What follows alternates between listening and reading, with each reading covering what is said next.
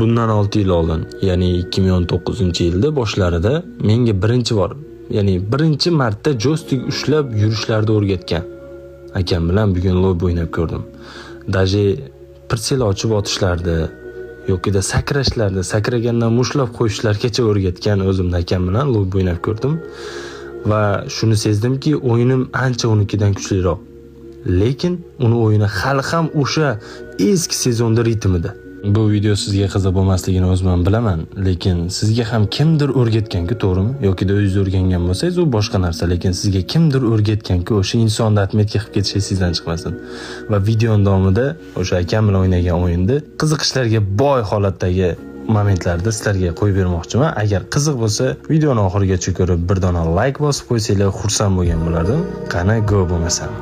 Ustozim bilan o'ynab video qo'ydim deyman, lekin. Bo'pti, attım. Oldu mu? Давай, кинь его. О!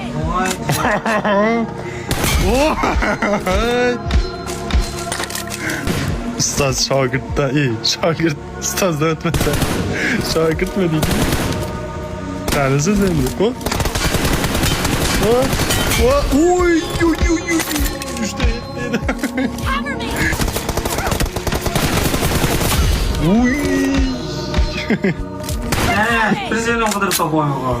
O'yin juda ham qiziqarli bo'ldi, lekin video xuddi shu joyda o'z nihoyasiga yetdi. Bir dona like bosish sizdan chiqmasin. Aytgancha, sizga PUBG o'rgatgan insonni atmetga qilib ketish ham esingizlardan chiqmasin.